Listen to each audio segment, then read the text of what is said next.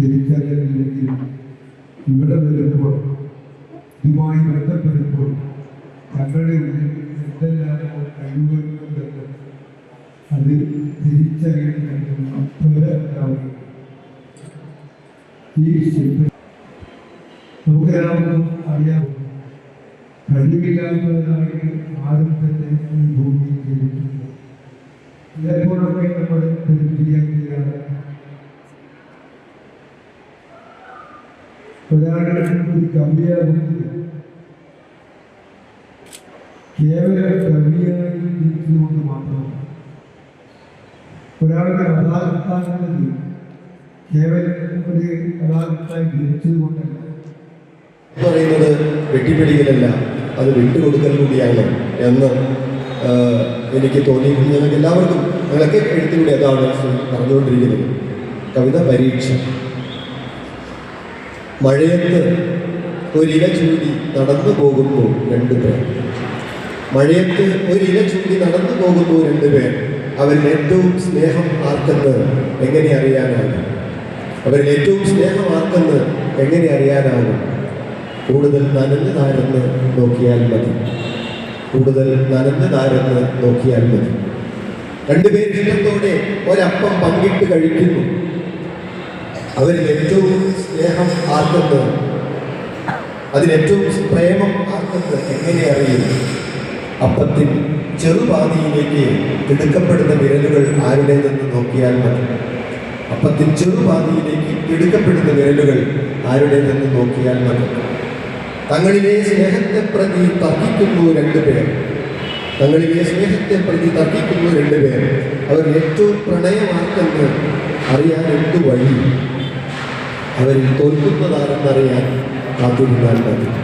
അവരിൽ തോൽക്കുന്നതാരെന്നറിയാൻ കാത്തിരുന്നാൽ മതി. തോൽവിയും ജയമായി തീരുന്ന പ്രസ്ഥാനമാണ്, അല്ലെങ്കിൽ തോൽവിയില്ലാത്ത പ്രസ്ഥാനമാണ്. സമ്മാനങ്ങൾ കൊടുത്ത് ആദരിക്കാതെ എല്ലാവരെയും ആദരിക്കുന്ന പ്രസ്ഥാനമാണ് വിദ്യാരംഗം കലാസാഹിത്യവേദി. അതിനുവേണ്ടിയാണ് ബിജുമാഷും സംഘവും കോഴിക്കോട് ജില്ലയിലെ പ്രവർത്തകന്മാർ നിരന്തരം പ്രവർത്തിച്ചുകൊണ്ടിരിക്കുന്നത്. ഈ കലോത്സവത്തിൻ്റെ ഈ സർഗോത്സവത്തിന് എല്ലാ ആശംസകളും നേർന്നുകൊണ്ട് രണ്ട് വാക്കുകൾ അവസാനിപ്പിക്കുന്നു.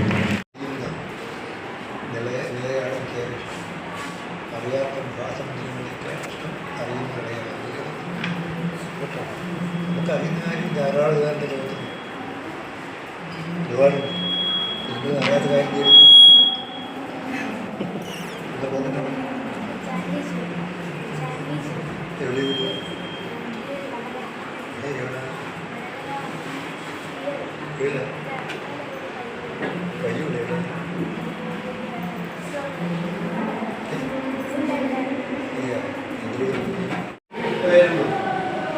വീഴുമ്പോൾ മരം, അരയുമ്പോൾ ഉറുമ്പ്, ചൂണ്ടയിൽപ്പെടുമ്പോൾ മീനുകൾ.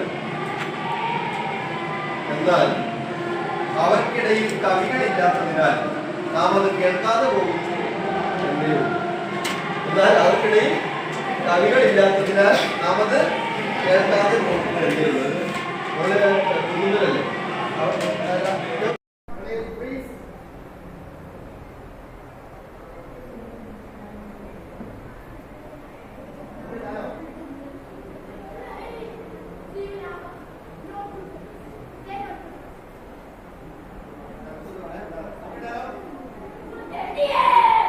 Itu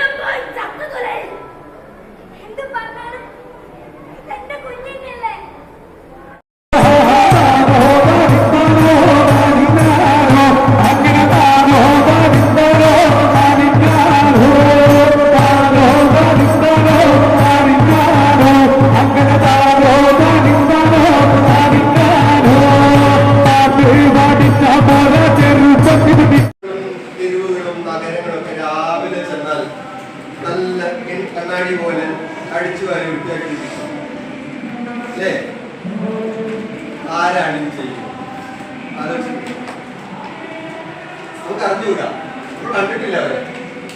പക്ഷെ ലോകത്തുള്ള എല്ലാ തെരുവുകളും എല്ലാ പട്ടണങ്ങളും നഗരങ്ങളും ഇതൊരു കാലത്ത് അവിടേക്ക് വൃത്തിയായിട്ട് വെടിപ്പായിട്ട് വെക്കുന്നുണ്ട്. ആ മനുഷ്യനെ നമ്മൾ നോക്കാറില്ല. ഞാൻ പലപ്പോഴും ഞാൻ അറിയാറുണ്ട്, എന്റെ നഗരത്തിൽ ഞാൻ പക്ഷെ അത് കവിതയിലാക്കുക അത്ര എളുപ്പമല്ല. ഇത്ര അനുഭവങ്ങൾ കവിതയിലാക്കുക അത്ര എളുപ്പമല്ല. ഞാൻ കുറെ കാലം ഈ ആശയത്തിന്റെ മനസ്സിലേക്ക് ഞാൻ കൊണ്ടുവരുന്നു. അത് ഞാനതൊരു കവിതയായിട്ട് പറഞ്ഞത്. കവിത ആയോ എന്ന് എനിക്കറിയില്ല. അതിങ്ങനെയാണ്. ആ കവിത ഞാൻ പറഞ്ഞുതരാം. മായ്ച്ചെടുത്തു എന്നാണ് കവിതയുടെ പേര്. എന്താണ്? മായ്ച്ചെടുത്തു. ലോകത്തെങ്ങുമുള്ള നഗര തെരുവുകൾ എന്നും കാലത്ത് അടിച്ചുവാരി വെടിപ്പാക്കുന്നവർ ചൂലുകൊണ്ട് എഴുതുന്ന കവിത പോലെ ഒന്നും വായിച്ചിട്ടില്ല ഇതേ വഴി. ലോകത്തെങ്ങുമുള്ള നഗരത്തെരുവുകളെ അടിച്ചുവാരി വെടിപ്പാക്കുന്നവർ ചൂലുകൊണ്ട് എഴുതുന്ന കവിത പോലെ ഒന്നും വായിച്ചിട്ടില്ല ഇതേ വഴി. കവിത എഴുതി. എൻ്റെ പേര് ഗൗരി. ഞാൻ saint Mary's Koodathai, saint Mary's higher secondary school Koodathai എന്നാണ് വരുന്നത്.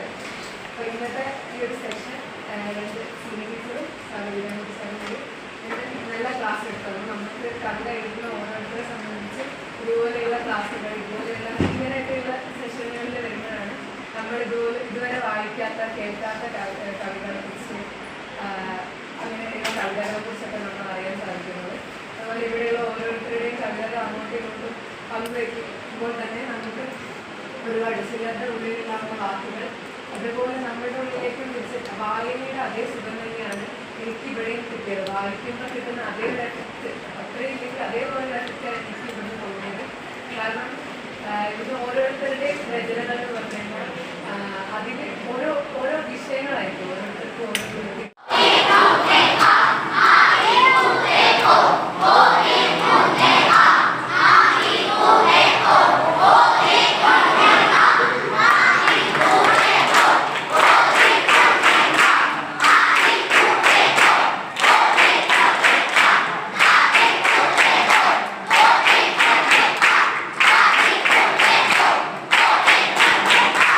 കുട്ടി വീട് സന്തോഷം.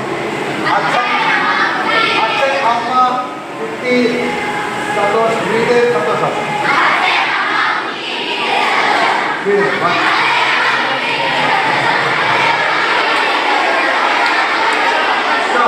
മണ്ണ് മരം കൊമ്പ് ഇല പൂവ് കായ വിത്ത് നാട് നമ്മൾ. ഞാൻ പറഞ്ഞത് മനസ്സിലാണ്. മണ്ണ് മരം കൊമ്പ് മണ്ണ് മണ്ണിൽ മരം മരത്തിൽ കൊമ്പ് കൊമ്പിൽ ഇല ഇലയിൽ പൂവ് പൂവ് കായാവും കായ വിത്താവും വിത്ത് നാടൻ ചെയ്യുന്നു. മണ്ണ് മരം കൊമ്പ് ഇല പൂവ് കായ വിത്ത് നാട് നമ്മൾ പറയുന്നു.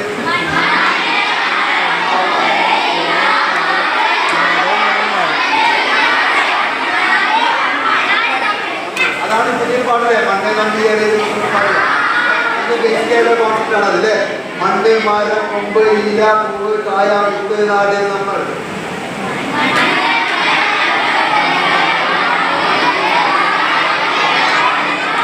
ശരി, ഈ പറഞ്ഞാണോ പറഞ്ഞാല് ഈ മനസ്സിൽ കാണും വളരെ പ്രധാനപ്പെട്ട കാര്യം. മണ്ണ് മനസ്സിൽ കാണുന്ന മണ്ണ് മരം കൊമ്പ് ഇല പൂവ് കായ വിത്ത് നാട് മണ്ണ് മരം. കേട്ടാ? അപ്പൊ എത്ര ലക്ഷമായി പോവാം? ലക്ഷമില്ലേ?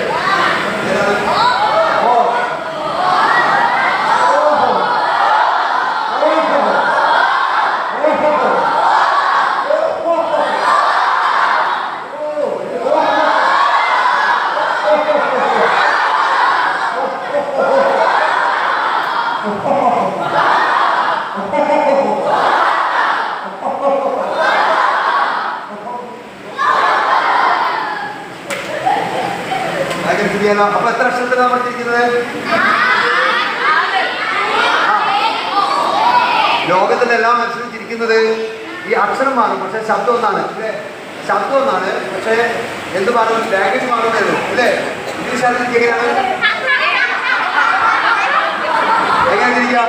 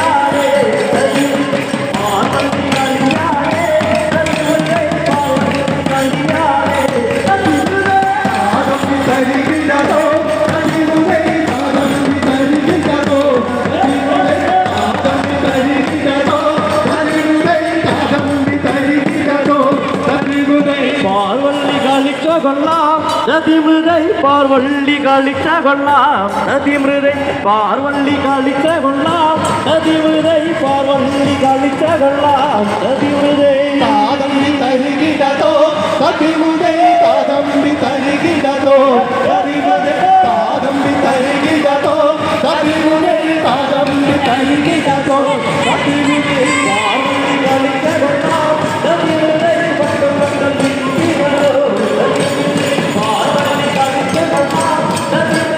പട്ടം പട്ടം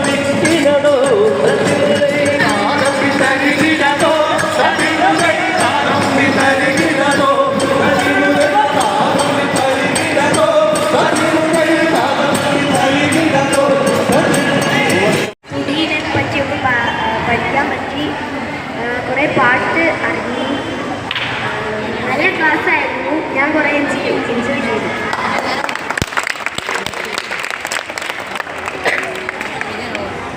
നാടൻ കലകളെക്കുറിച്ചും ഫോക്കിലോട്ട് എന്താണെന്ന് നന്നായിട്ട് മനസ്സിലാവുകയും ചെയ്തു. പിന്നെ നാടൻ പാട്ടിന് ഉപയോഗിക്കുന്ന ഓരോ ഉപകരണങ്ങളെക്കുറിച്ചും എല്ലാം നന്നായിട്ട് മനസ്സിലായിട്ടുണ്ട്. നല്ല അനുഭവം തന്നെയാണ് കാണുന്നുണ്ടായിരുന്നു.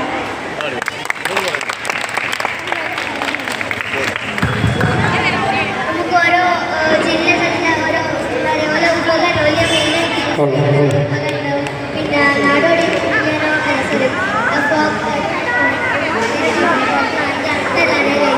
പിന്നെ ഞാൻ നന്നായിട്ട് എൻജോയ് ചെയ്തു. ലാസ്റ്റത്തെ പരിപാടി അടിപൊളിയായിരുന്നു. എനിക്ക് ഇഷ്ടപ്പെട്ടു. Thank you. എല്ലാ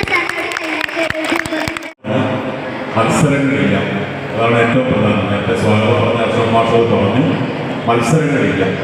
ഞാൻ ഓർക്കുന്നത് മുമ്പ് ഹൈദരാബാദിൽ നടന്ന ഒരു മത്സര ഓട്ടത്തെക്കുറിച്ചാണ്. അവിടെ കുട്ടികൾ ഒരുമിച്ച് മത്സരിക്കാൻ 12 കുട്ടികൾ മാനസിക വെല്ലുവിളി നേരിടുന്ന കുട്ടികളാണ്. നമ്മൾ ഡിഫറൻ്റ്ലി ഏബിൾഡ് എന്ന് വിളിക്കുന്ന കുട്ടികളാണ്. മാനസിക വെല്ലുവിളി നേരിടുന്ന 12 കുട്ടികളും സ്റ്റാർട്ടിംഗ് പോയിന്റിൽ നിന്നും ഓടാനുള്ള നിർദ്ദേശം വന്നു. കുട്ടികൾ ഒരുമിച്ച് ഓടാൻ തുടങ്ങിയപ്പോഴാണ് ഇടയ്ക്ക് വെച്ച് ഒരു കുട്ടി കാലം നിർത്തും. ഇടയ്ക്ക് വെച്ചൊരു കുട്ടി വീണാൽ സാധാരണ ഗതിക്ക് ഇപ്പോഴത്തെ കാലത്ത് നമ്മൾ എന്താണ് ചെയ്യുക എന്നുള്ളത് ഓർക്കണം. ബാക്കി 10 പേരോട് മത്സരിച്ചാൽ മതിയല്ലോ എന്നാണ് നമ്മുടെ കുട്ടികൾ വിചാരിക്കുന്നത്.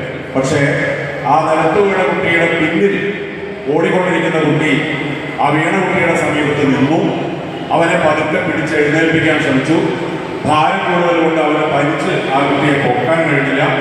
അവൻ്റെ പിന്നാലെ വന്ന കുട്ടികൾ അവൻ്റെ അടുത്ത് കൂട്ടം കൂടി നിന്നു.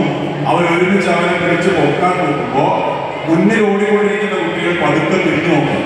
പിന്നിൽ ഓടുന്ന ശബ്ദമൊന്നും കേൾക്കാത്തതുകൊണ്ട് തിരിഞ്ഞു നോക്കുമ്പോൾ ഈ കുട്ടികൾ ഇങ്ങനെ ഇവിടെ ഇരുന്നിട്ട് കിടക്കുന്ന കുട്ടിയെ പിടിച്ചു ഉയർത്തുക.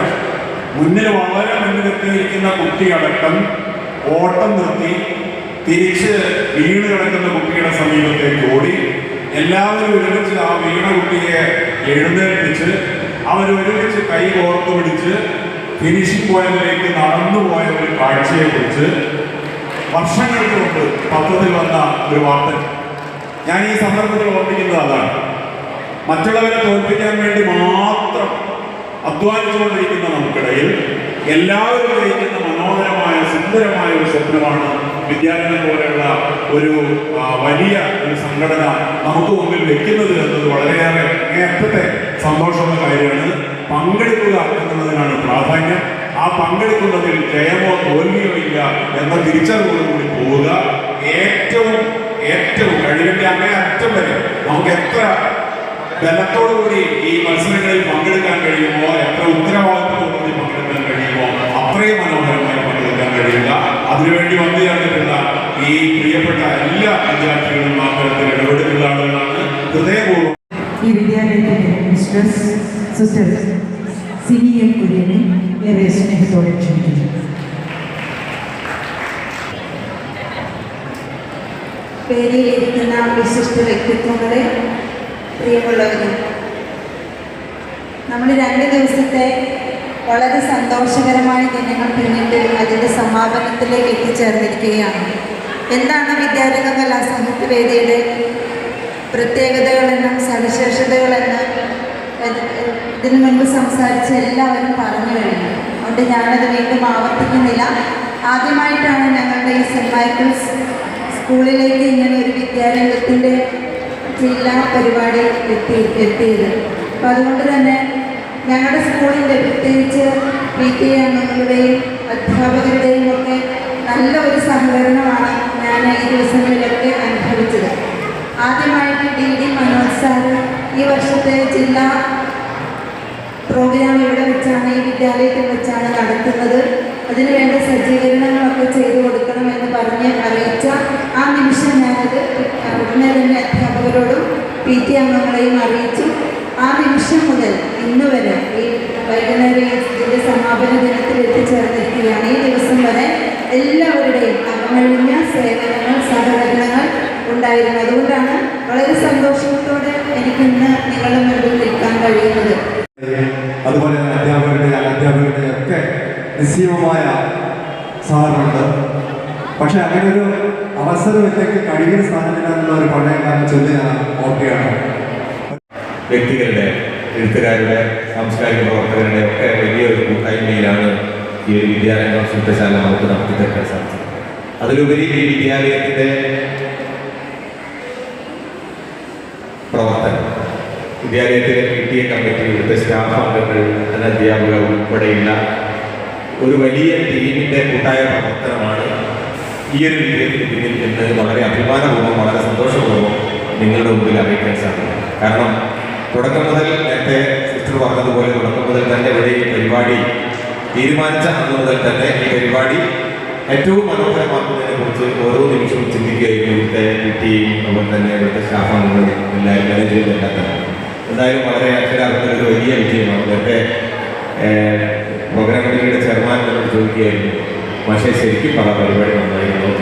ശരിക്കും പറയുകയാണ്, പരിപാടി വളരെ മനോഹരമായിരുന്നു. അത് ഈ കൂടിയിരിക്കുന്ന ആളുകൾക്കൊക്കെ സാക്ഷ്യപ്പെടുത്താനുള്ളതാണ്. കുറ്റങ്ങളും കുറവുകളും പരാതികളും എല്ലാവരും ഒക്കെ കഴിഞ്ഞാൽ ഉണ്ടാവും എന്ന് നമുക്കറിയാം. മത്സരം അല്ലെങ്കിൽ കൂടി മത്സരമായിട്ട് കാണുന്ന ഒരുപാട് പേർ ഇരിക്കുന്നവരുടെ കൂട്ടത്തിലൊക്കെ ഉണ്ടാവും. പക്ഷേ ഞാൻ എല്ലാ ഗ്രൂപ്പിലും എല്ലാ കുട്ടികളോടും പറഞ്ഞിട്ടുണ്ട്, ഒരു മത്സരമാണെങ്കിൽ കൂടി നിങ്ങൾ മറ്റുള്ളവരെ അംഗീകരിക്കുന്ന മത്സരമായിട്ട് അതിനെ കാണുക.